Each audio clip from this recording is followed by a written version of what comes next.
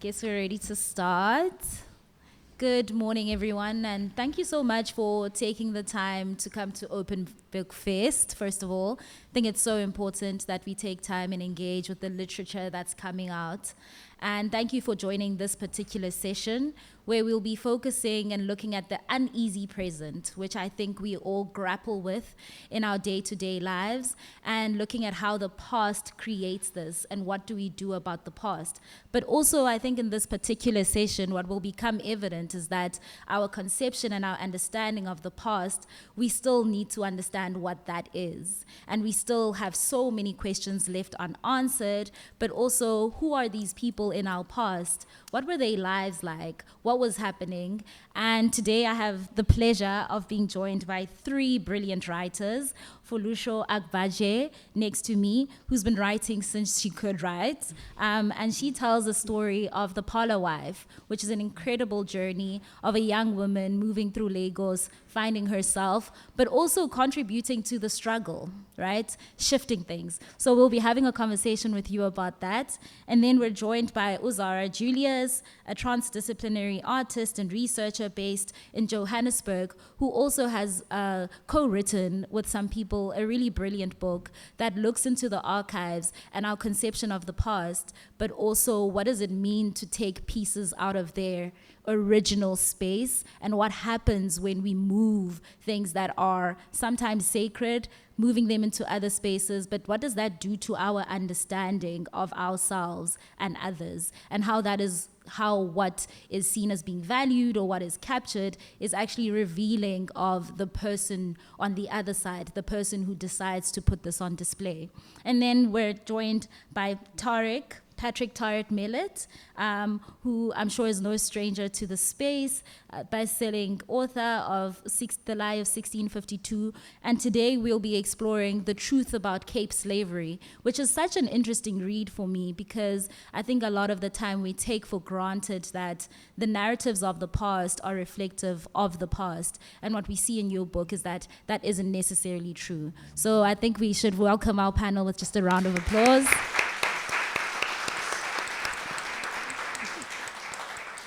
And to start us off, we're just going to have each one read a piece from their book. We're going to start with Foluso Agbaje. Thank you so much. Aphiwe. Thank you. Okay, so I'm reading from The Parlor Wife on page 25. The mood had shifted in the short time that they had been in their room. Night had fallen outside. The dim lamplights in the room cast shadows across the floor, and the music playing from the gramophone had stopped. Kehinde felt guilty as she saw that someone else, probably her mother, had already served Mr. Ogunjobi. He was sitting beside her father, eating rice as they listened to the older man that had stood to speak. The Emergency Food Defense Act is proof that this European war will start any day now, the man was saying. Kehinde recognized him as Babashe, the trader who sold fruit near the entrance of Ereko Market. Why else would the British government be making feeding arrangements? And that's saying nothing about all the activity at the Department of Agriculture. They want to make sure they know everything going on so they can plan, he continued, his voice rising with each word. Kehinde listened, moving closer to where the men were sitting with Taiwo. Like most readers of the West African Pilot, she wanted Nigeria to be independent. Yes, they were free citizens. Colonialism could hardly be called slavery. But if they were free, then why did they have no say over the affairs that governed them? Why were they here taking guesses about whether or not their own nation would be at war? Why were they told where they could live and where they weren't allowed to visit on their own land? Their economy was run by the British, and with the zoning regulations set by the colonial administrators, they couldn't even reside where they wanted to, in their own country. The black Nigerians were not allowed to live in Ikoyi, and anyone that worked there had to be off the island by 7 p.m. Nigeria deserved and needed to be independent, to have the chance to decide if war was something it wanted to be a part of, not just dragged into it like an oblivious child. She would know, she mused. She was like Nigeria, silently screaming about her rights to parents who thought they knew better. Thank you so much. That sounds so familiar and so present. And we'll unpack. Zara, could you please honor? This work is rooted in sound and death epistemologies from the Southern African Black cosmological archives. It uses them to navigate through and make sense of the ontological foreclosures disseminated through colonial expansion and European edification as presented by the horrors of museum collection management. As such, this project is concerned with the affective and the ancestral, with grief and internment, though perhaps less with the already delineated discourse around the repatriation and restitution of looted material, which mostly play out at a political and bureaucratic level between nation states. A funeral for thus asks how we may engage the visual in a way that doesn't perpetuate the oculocentrism of the empirical imperial tradition. Indeed, there is an irony in trying to create art whilst working in collaboration with a project like Pressing Matter that is in many ways aimed at provenance research. Provenance is, at its core, a trace of positivist knowledge. It is about the act of unveiling and remaking the property relation. Art making is not positivist, nor is it ever complete or definitive. This work positions itself in the poetics and ethics of conviviality and interrelation, in the act of fetching the spirit of the dead. Should I continue or should I stop? Okay. I think it's okay for now. Cool. Thank you so much, Zara, for sharing that. Patric, are you ready? Great, thank you. This book expands on chapter 4 of The Lie of 1652, and as a sequel, explores another important aspect of South African history, the 2 centuries or so of slavery in South Africa, and the lie that the enslaved were marginal economic development role players who lived under conditions of mild or liberal slavery. It challenges the notion of a benevolent slavery system at the Cape, and said to have been not as bad as the slavery story in the Americas.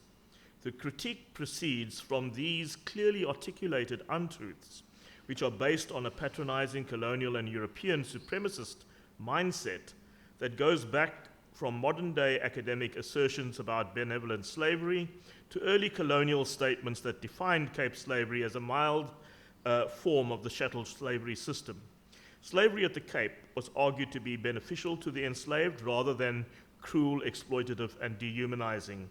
This book also examines the untruth that the slavery system at the Cape was largely inconsequential to the greater economic development of South Africa, or at best a minor influence on Cape infrastructural development, which instead has been accredited largely to European skills and labor. My critique further challenges the measured and rather patronizing acknowledgement that the cultures of the enslaved had some influence on colonial culture in terms of cuisine, language, music, and dance. This perspective is framed by the erroneous notion that all of the enslaved were Cape Malays. I question many other falsehoods and distortions, such as that there was no enslavement of indigenous South Africans, that slavery in this part of the colonial world ended in 1834, and that it was just a Cape phenomenon, not practiced elsewhere in the country. This false paradigm of slavery has skewed the history of South Africa as a whole, and has underplayed the slavery system and its influence on politics, culture, economic development, even apartheid culture, which was founded on slavery. The overall approach of the lie paradigm is to downplay colonialism and the imperial shadow of the Dutch and English that reached across the Indian Ocean, including the Cape Colony.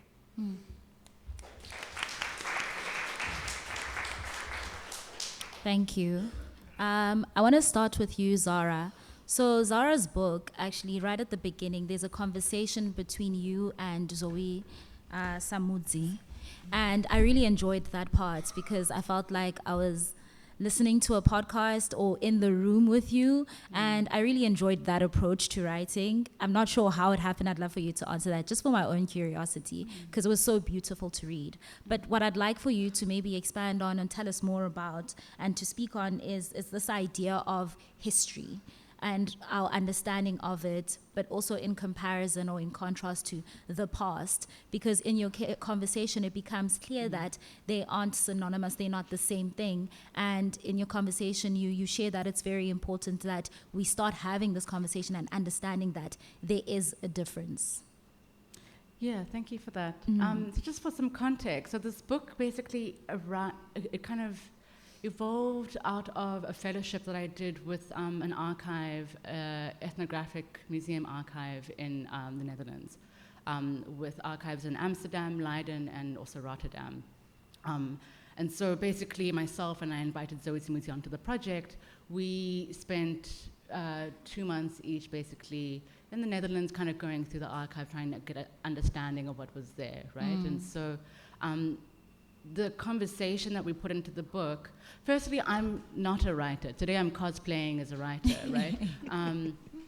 But for me, what I really enjoy doing is speaking with people. So like this is like my best case scenario, having conversations with people, getting an understanding of how they're seeing something that I'm also looking at, and like what can we learn from one another. And that's really why I invited Zoe onto the project, because she's an incredibly rigorous academic, and we work so differently. And so yes, there might be conflict in that, but there's also so much opportunity. So putting together a kind of conversation and putting it into the book really, for me, made sense, because that's how I work as an artist. I'm always inviting people into the room.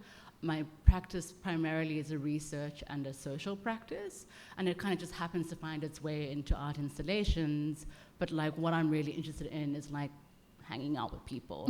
And so that's basically why the conversation was in the book. And it happened a few months after we had spent those months in Amsterdam. It has allowed like a lot of the research and also the violence, I think, of doing that kind of work. It's very effective work to kind of settle and sediment. And I think in terms of your question around history versus the past, right? Like history is really the codification of the past. It isn't a neutral thing, which I think is quite obvious, I'm sure, to the audience that's here, who I'm assuming is a very engaged audience. But I think sometimes we forget about that, especially in South Africa, where we, at a time, had like a kind of a strong affinity to those who are in power now, right? I mean, obviously that's changing.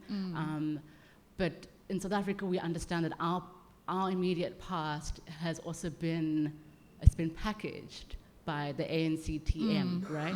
And our liberation struggle is also something that's been packaged. And that is the case for here, but also within the work of this particular project, trying to understand what are the ways in which the material that finds itself in the colonial archive, how does it get packaged and for what purpose? And it doesn't necessarily give us an honest depiction of what happened long ago, which is the past. And actually this kind of thinking really emerged out of work with Hannah Karim, who's a academic at UCT. So I'll stop there because I could go on forever. So No, yeah. Thank you. We wish you could. No, I think that's very important. Like you said, the audience here probably has a very clear understanding of that. And Patric, in your book, I wanted to ask you this question because it's exactly what Zara is speaking about, where we have a phenomenon where we have people who identify as Malay. But in your book, you clarify that actually it was, how do we get to a point where people who were previously or descendants of the enslaved call themselves by the people, by the very name of the people who traded them? How does that happen? You see, these are the sort of distortions that, as Zara has just said, arise out of packaged histories. People, for instance, call me a historian. For me, the words history and the past, I don't use them too much. I talk about restorative memory rather. And if you get the memory wrong and you try to do restorative justice, you're going to get it wrong. So restorative memory is vitally important to how one crafts restorative justice. So just on the point that you've made about the term Malay, the use of the term Malay at the Cape had actually got nothing to do with Malacca or Malaysia. It had everything to do with the Malayu language, which was very widely spoken across Southeast Asia. But the Southeast Asian segment of the first generation enslaved was actually the smallest segment. The biggest segment was from Africa. Something like 49,000 of the first generation enslaved were from Africa. 17,500 were from South Asia, from India, from Bengal, from Sri Lanka. And around about 13,200 were from the Indonesian archipelago. But many of those were in fact from China and from the periphery islands rather than from Malaysia and from Java. Both the Javanese, ethnic Javanese, and the ethnic Malays were forbidden to be taken as enslaved, and in fact were participant as slave traders with the Dutch. So that specifically answers that question. But in terms of our past, the past is not the past. It's in the present. And let me illustrate. Sometimes when I walk through the city, I don't know if you remember that movie, The Sixth Sense, with that young boy who says, "I see dead people." I see dead people, and I see old built environments that are not here anymore. The sea used to come right up to the castle. That's all reclaimed land. When I was a boy, there was Cape Town, the old Cape Town station, which was a dome. There was Woodstock Beach that we walked on, which doesn't exist anymore, and so on. But more importantly, it's a point I made at the Franschhoek Literary Festival. See, the street behind us, Durkee A Street in Franschhoek, 37 families were forcibly removed in my lifetime, not in the distant past, in my lifetime. And when I walk past the estate agents, I see that those properties are going for between 8 and 40 million rand apiece. And the people that used to live there live 1 kilometer out of town at Groendal in what is a ghetto, a really poor, impoverished ghetto. So that past is not gone for those people. It's not gone for me. And the same with District 6. 2 years ago, the small public toilet at the bottom of, it was called Castle Bridge, at the bottom of Nova Street was bashed down. My aunt was the toilet keeper at that thing. And I cried when I saw the building bashed down and the fence put around it. But I also cried all the way through the 20 years of forced removals and destruction of District 6. So the way I look at my city, there are layers of the past that go way back over 3-4 centuries, where major changes have been made, but we get a packaged history, a constructed history, and that's a big problem for me. And so I'm in the business of restorative memory. No, thank you for that. And Foluso, I want to come to you, because I think what your story did for me is just humanize the people who were living in Lagos, Nigeria in the 1940s. And I think it's so important that we remember that these are people, these catastrophic major events. People were living and people were trying to love. And I'd love for you to just talk to us about how you came to tell the story that you tell in The Parlor Wife. So writing The Parlor Wife was so important to me because I am British Nigerian, and all my life I've always known so much more about what happened to the UK during the Second World War, and barely anything about what happened to Nigeria at that time. And I remember it was during the pandemic. I think all of us in this room are old enough to have experienced the pandemic.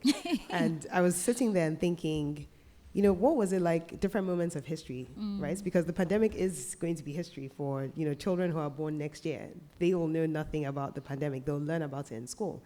And I was thinking how much of my life has changed because of this global world event, and how much of the women's lives in Nigeria changed because of other events like the World War that we don't, at least in Nigeria, we weren't taught about day to day. We were taught about what was happening in the UK, what was happening in America, what was happening in other countries' history.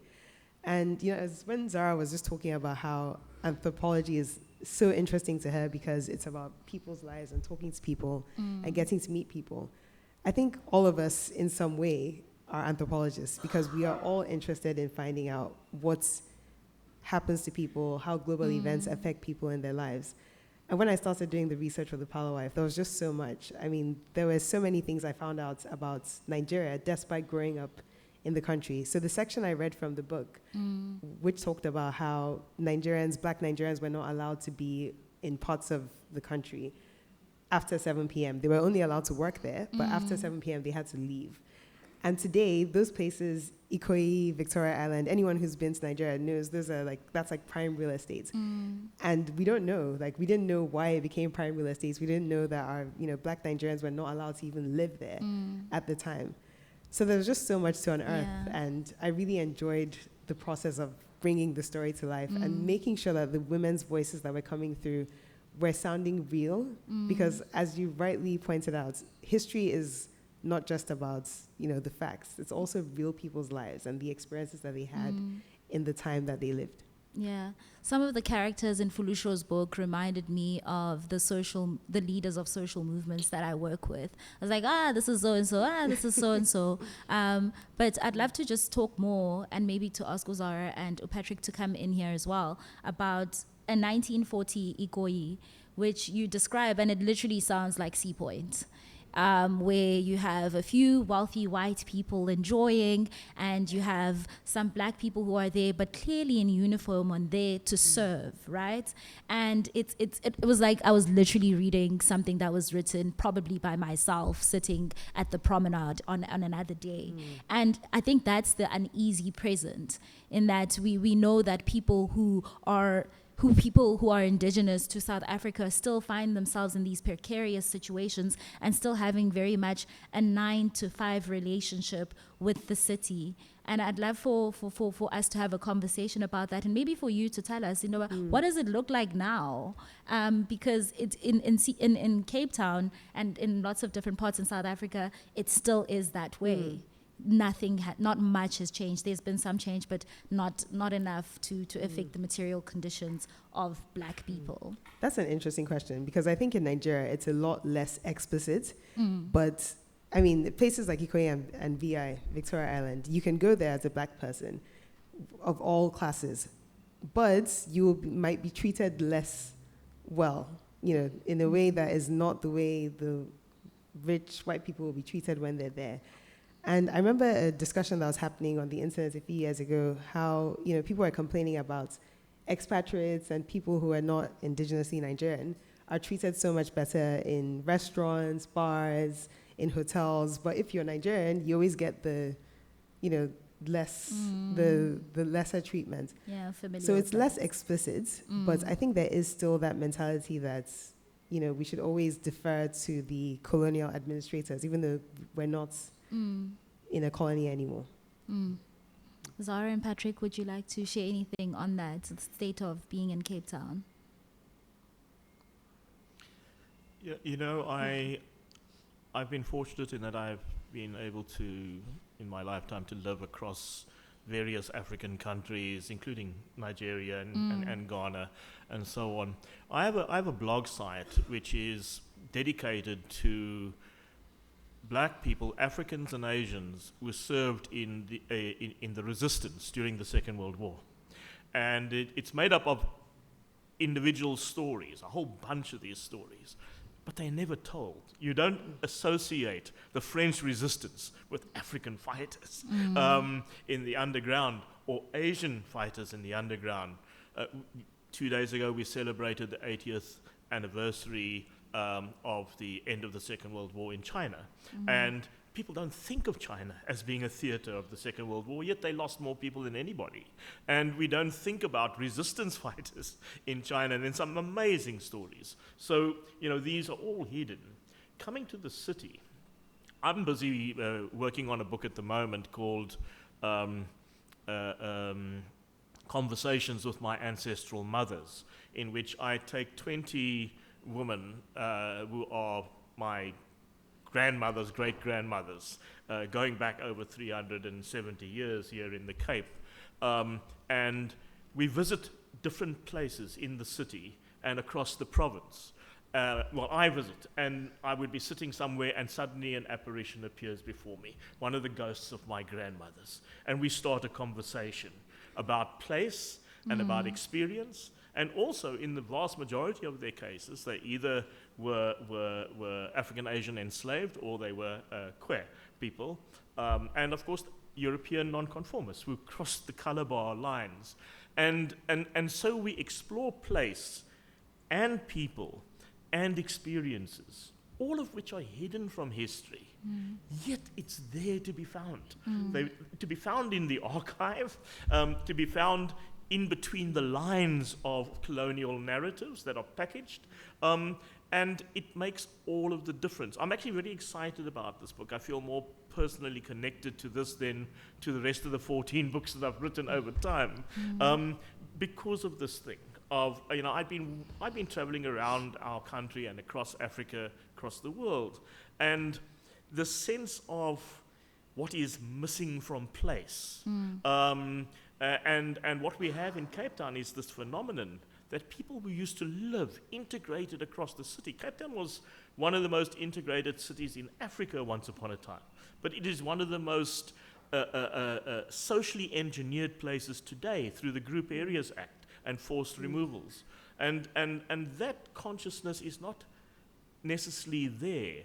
This city, for instance, has never had tribunals to address forced removals and the Group Areas Act. It plays like it didn't happen. Expensive real estate that once belonged, not in the distant past even, in the near past, in my lifetime, to people, it's never been addressed. This is the dishonesty of a city that I call a tale of two cities. Sorry, Zara, you carry on. No, you're more than okay. Yeah. I mean, so in the book, I invite two people to contribute additional kind of essays, right? And one of them is a guy that I think many people know here in Cape Town named Diane Peterson, who's a really important, I would say, kind of community historian. Again, because I've the ambivalence to this word historian, which is why I'm like, I don't know what word we use. But he basically does a lot of tours of the city, and he also has a really good understanding of the National Archives here in Cape Town, which is somewhere that I've never really done much work. What I find interesting about his contribution is that he explores the kremats around the city. For those who are not aware, kremats are essentially burial sites for those kind of. So obviously, when the Dutch came to the Cape, they brought a lot of Indonesian prisoners, right, who were often really kind of well-learned scholars, Muslim scholars, right? And when they were in the Cape and they died, these kremats were kind of built in their honor. And so it's kind of has a very strong relationship with, I would say, like Sufism, but as well a kind of, the way he writes about it is that it has an understanding of not just Islam and the role of death in Islam, but also the role of water within these different parts of Indonesia.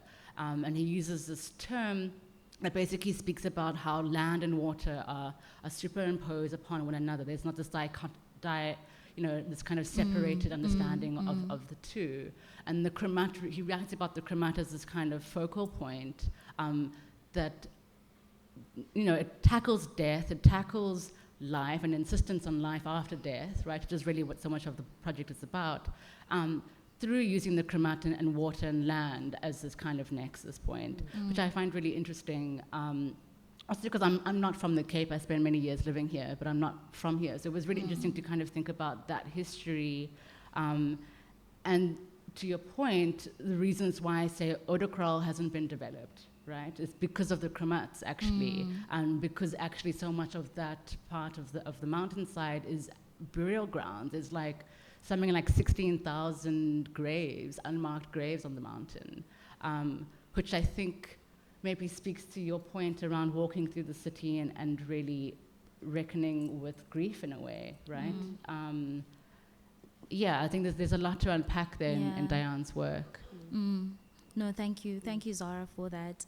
And I think maybe Zara's work focuses a lot on archiving, and you did say that you're a researcher. And Patric, a lot of your work can be said to be a bit academic, and you critique some academic institutions based in Cape Town and in Stellenbosch about the makeup of the people telling these stories or doing this research. And I'm curious to hear your thoughts to hear all your thoughts actually, specifically on this presence that we find, where you find that the people who are archiving, who are doing the archival work, it's never the working class people who sort of direct that work. It's always people coming in. And I was in a community meeting recently where someone said they're actually tired of researchers coming in, doing research, very extractivist in nature.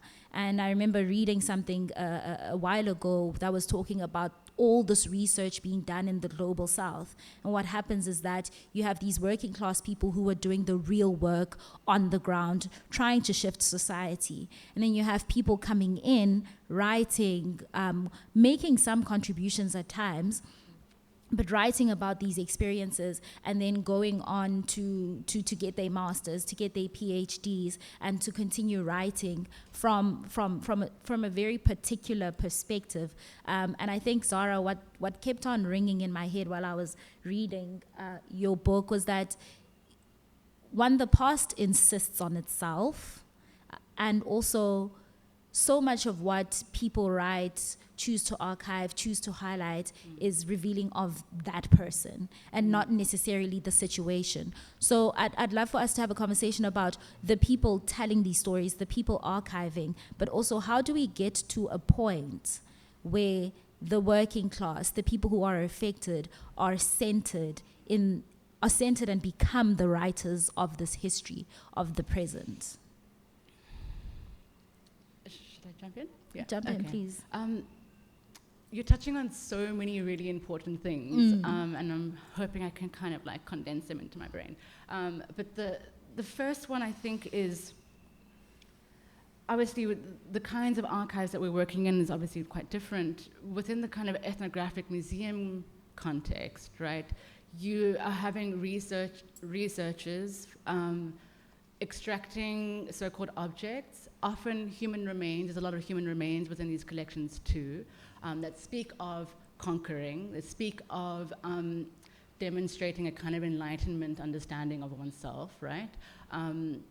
So there's that element of it. But now we're in this kind of, era of trying to think around the decolonial turn, right? And so trying to engage in repatriation and restitution, and a lot of kind of conversations are unfolding in this kind of context. And even within that conversation, the people who are actually affected by the looting of this material are not in the room. Because a lot of these conversations around returning, the Benin bronzes is the example that I think is the most well known, but it's actually very much an outlier in that most of these conversations are happening with kind of bureaucratic nation states. It's not happening with source communities who are missing something really important for themselves. And I think it's not just about saying, oh, we want this so-called object because it's important for us, or it shows that we had kingdoms at a certain time. It's not just about that, but this material often, and also these human remains, are really fundamental to one's ability to self-identify, right?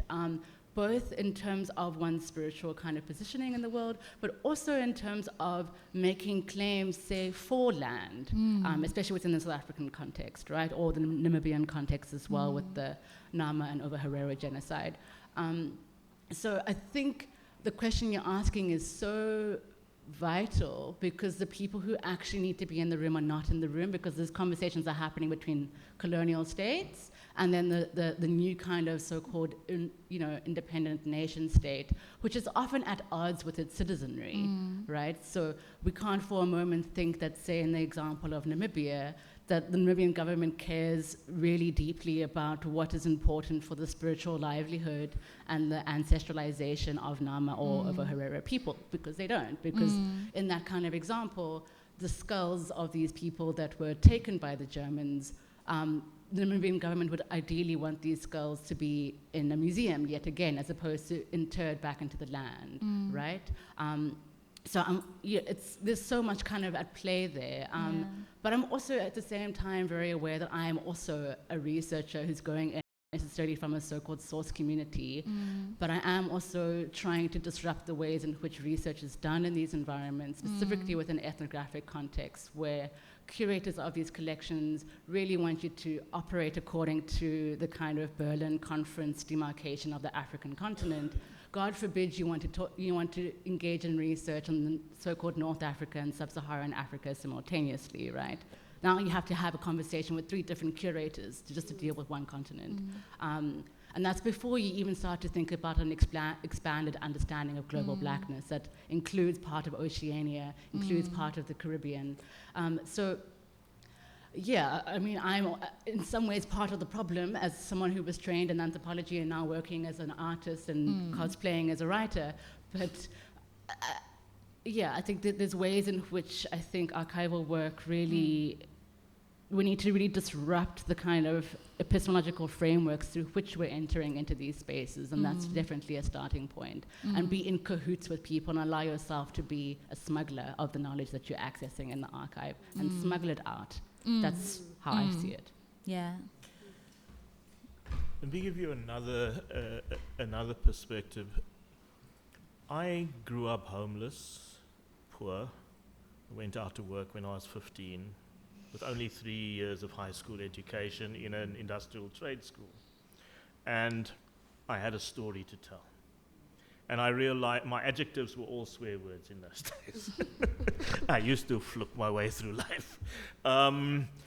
And my mother before me the same. You know, my first wage was 10 Rand a week for a 6-day week and a 10-hour day. But I had a story to tell.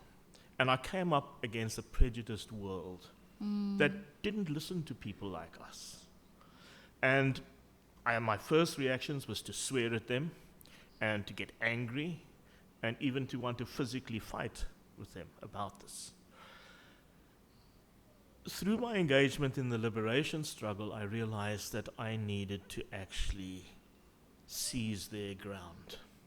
I needed to educate myself. I could never afford it. And so I did nighttime studies, night school. I also qualified as an artisan. In fact, I have 2 artisanships. I'm a lithographic printer and I'm a mechanical engineering fitter and turner. So through apprenticeship, I got the first step up and then ultimately got accepted on a part-time university course in my later years, in my 40s, and eventually did a Master of Science degree and learned the tools of the trade to help me write the books that I've written. I would never have been able to write them. I tried. I started 2 free newspapers when I was 19. Both of them were banned in apartheid South Africa. I tried writing and whatnot, but I needed more skills. And that was a good investment of my time while working to study, to equip myself with the tools, to be able to research and write, and to go into those archives. Now, with the Lie of the 1652, for instance, I went into a very interesting archive in the Netherlands, at the Huygens Institute, where they have all the ship logbooks from the 1599 through to 1800. And I discovered in those ships' logbooks that over 1,000 ships had actually come to the Cape before Jan van Riebeeck. So he was not the first person in 1652 from Europe to engage with the indigenous people. And when I calculated, using 2 academics in maritime history at Leiden University, over 120,000 Europeans visited the Cape before Jan van Riebeeck. So the perspective completely changes, that there were people who were settled here for a year and for 4 months and so on from Europe before Jan van Riebeeck that created built environments. It totally changes the perspective. I would never have been able to do that if I didn't invest my time in learning the tools of the trade. And so for instance, we have this book festival here in Cape Town, and it's kind of segregated because we have annually a book festival on the Cape Flats too. Totally different audiences. And many of those audiences are worker writers, ordinary folks with not great educations, but who have done what I did and said, I can write. Bugger these people. I can match them. And they are doing it. And that is my hope for the future, is that people from below, and with new technology, the internet and so on, Facebook and what, people are expressing themselves and they're giving different perspectives. And they're often informed perspectives because they're informed by oral histories which are lost. So, that to me is the way to go forward. No, I agree with you 100%. And I always tell people, everyone should be writing. We need everyone's account of history because things get skewed all the time. So everyone should be writing. And before I open up to the audience, I'd love to come back to you, Foluso, and just for you to just tell me about the research you had to do to come to the time when they're organizing this protest as women, because a lot of the time we see these policies come into play, we see it's written somewhere, we find it's gazetted in the documents, but what we don't see is the people's power that maybe delays, shifts, changes. And I'd love for you to just talk us through that. So doing the research for the Palo Wife was very challenging because so much of our history is oral, and there were so many accounts that I couldn't get, even little things like what people were wearing or what they were eating, and all those little aspects of life, those everyday aspects of life are what inform history. So my grandparents are thankfully still alive, and their first-hand accounts of living as children during the Second World War was very helpful.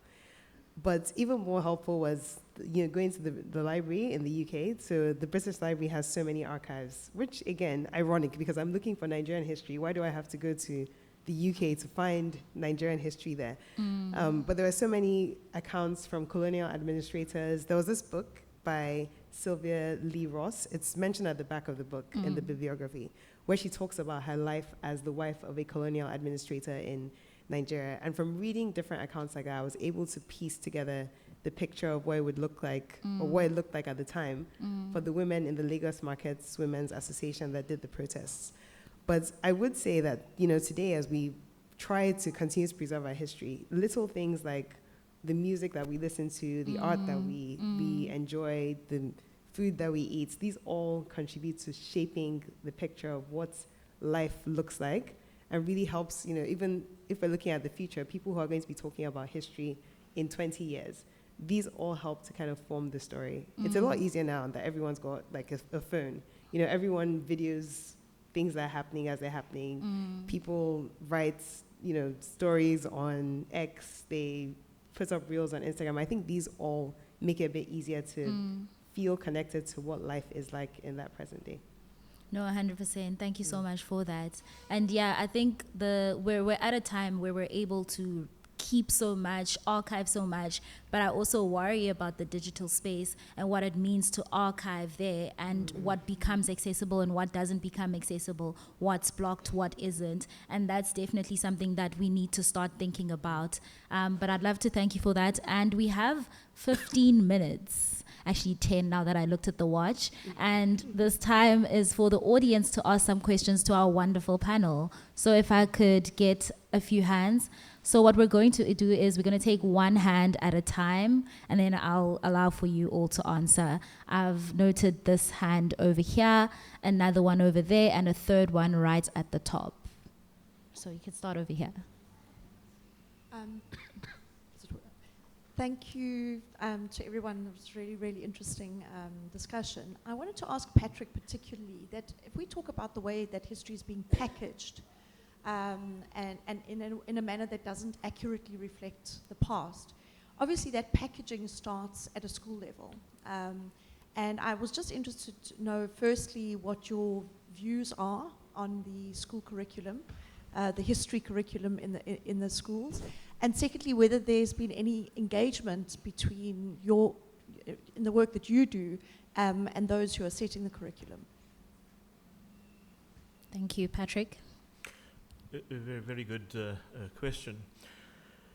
The post-liberation, post-1994. In fact, don't want to use the word liberation because we're not quite liberated.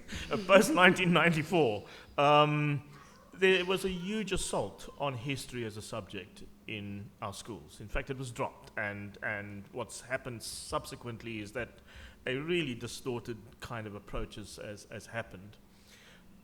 One of the problems here is, for instance, we had two major incidents over the last 2 years in our schools, where in one incident, a teacher was teaching on slavery and decided that it was a good idea to have a slave auction at school with a prize for the person who made the best advert for selling enslaved people.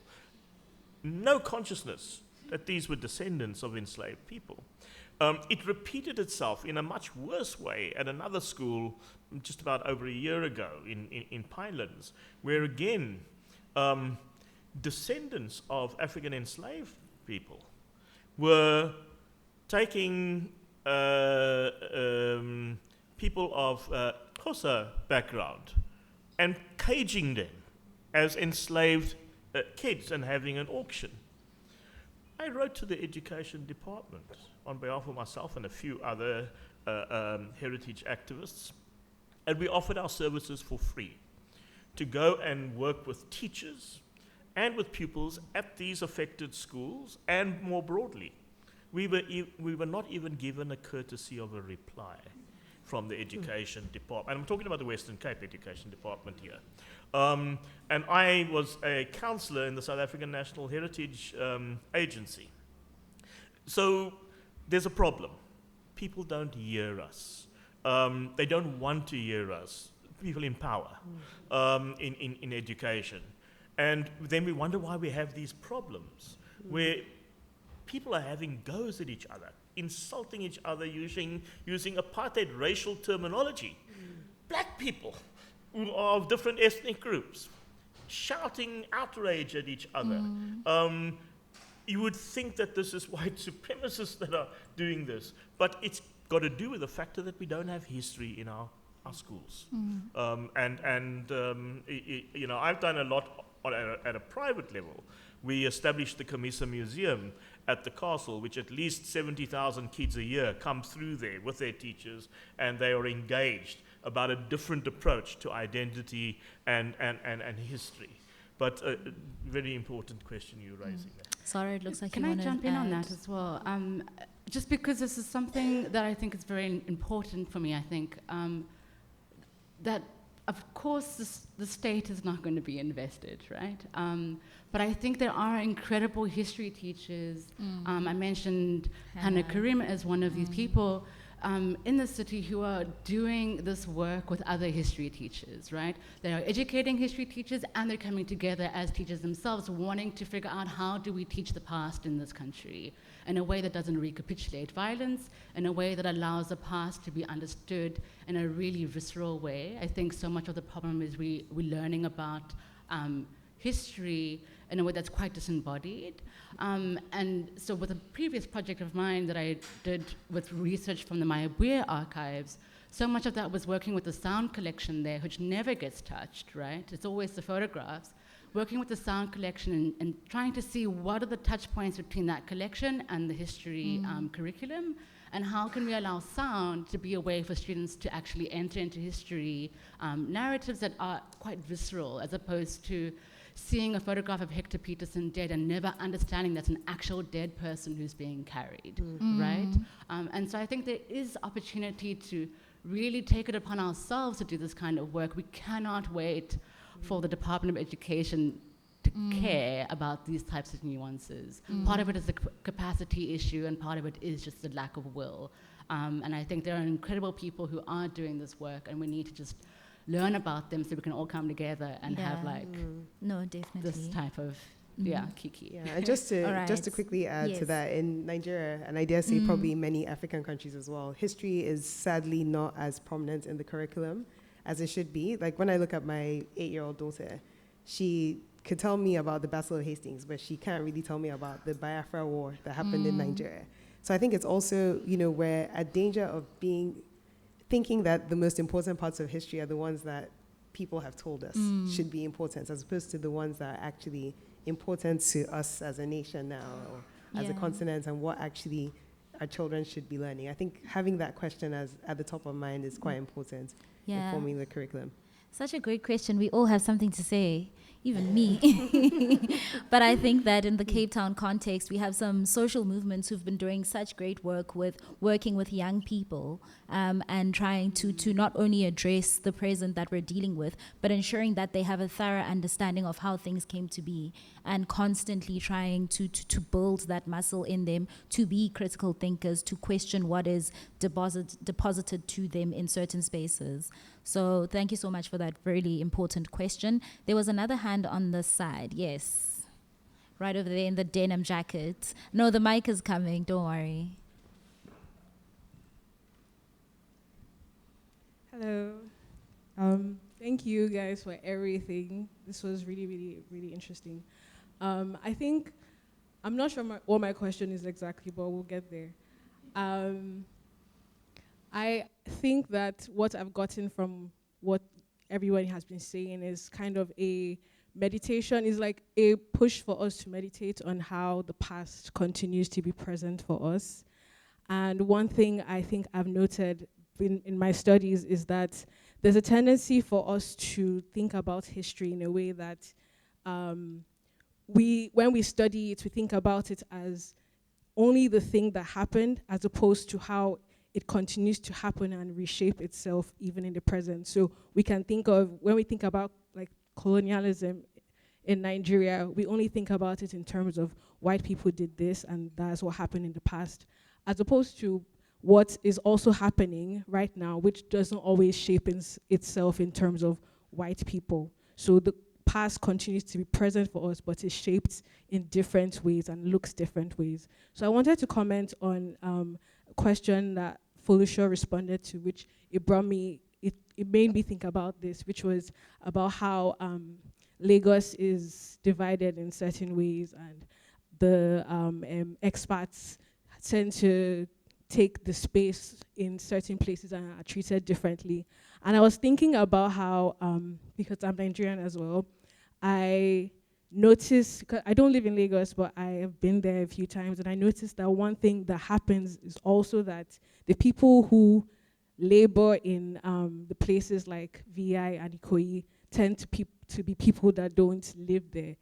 So they work in these places, but they can't afford to be in these places. And it's the same exact thing I've noticed in South Africa. It was really jarring.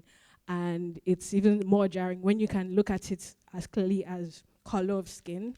But in places like Nigeria, it's not as obvious as color of skin. So I guess I'm thinking about how we can draw more attention to thinking about the past as something that is continuously evolving and shaping itself differently when it hasn't been addressed fully. So how do we bring more attention or recognize a reshaping and evolving and changing past, and how we can continue to reflect on how it shows up in our present, but it looks differently. Yeah. I think people were at danger of always thinking of history as static, like something, that happened long ago and we can't really engage with it now. But it's something that's, it's still very much present and living. It's, when I was doing the research for the Palo Wife, every time I opened a new document, I found out more information. We just need to keep engaging with it. I think we need to keep having the conversation. It's so exciting to see that there's so much more fiction being written about history. There's so much more in terms of movies, documentaries that people can engage with, because not everybody consumes information the same way. So I think the more we open the media up to making sure that history is represented in different ways, it makes it so much easier for everyone to engage with it and absorb it and actually think of it as something that's living and breathing and still part of us. Thank you, Foluso. There was another hand right at the back. Thank you.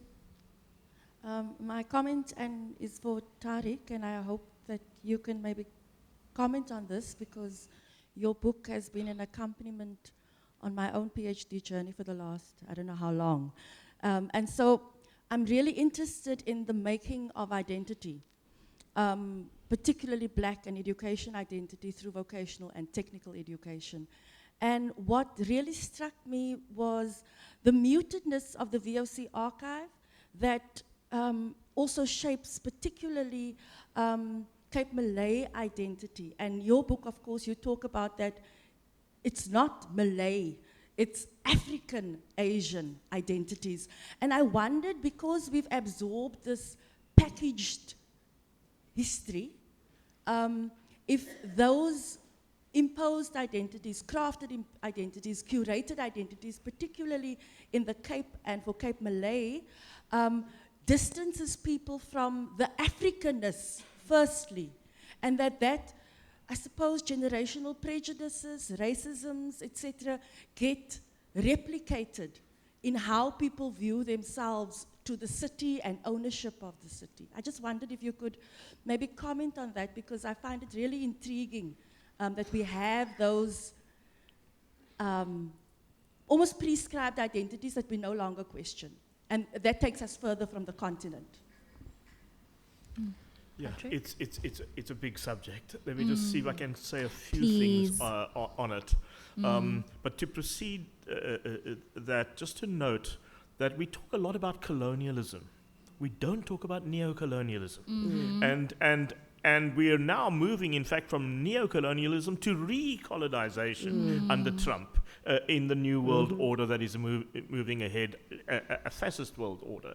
But coming to this question, a lot of South Africans don't know that the mother of the Pan-African movement, there was a woman from Kimberley of African Asian descent, Alice Alexander Kinloch, who in 1898 went over to London and together with a few other Africans who were in diaspora started the first Pan-African Association.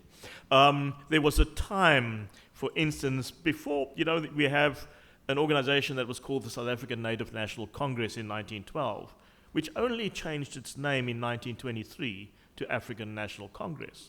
But there was the African People's Organization, started by Matt Fredericks and Dr. Abdurrahman, who founded the African People's Organization in 1902, at a time when the term African was owned and was popular by people who today don't want to call themselves Africans. And other people will say they are non-Africans. This de-Africanization process that happened under colonialism was very deliberate. In 1904, a census committee, in anticipation of establishing the Union of South Africa in 1910, decided to categorize people as Europeans, natives, and coloreds. People think that the term colored comes about in 1950. It doesn't. It has a much older history. De-Africanization was an extremely important divide and rule tactic. And I can't go too much into the subject. We don't have the time. But that is a subject that the sister behind there raised that deserves a whole session of its own. And there's a lot that I can talk about and say about it. But I want to leave it there that we have been deliberately de-Africanized. We have been deliberately indoctrinated with a divide, conquer, and rule strategy. And we're only going to get out of that if we consciously understand that and begin to do things to change the narrative. And to change the narrative, you've got to have restorative memory, the subject that we've been dealing with here. Because we cannot get restorative justice if we're working on fake narratives, colonial narratives. No, definitely. No, we definitely need to know what to ask for. We need to know what happened. And I think I won't be taking any more hands, but I want to thank you all for joining us today. And I want to thank you three for such beautiful offerings. And I hope that each of you will take the time to read them. They are available on sale outside, and there is a signing table if you'd love to get your copy signed and if you want to continue the conversation with the three authors. Thank you so much to everyone. See you next time.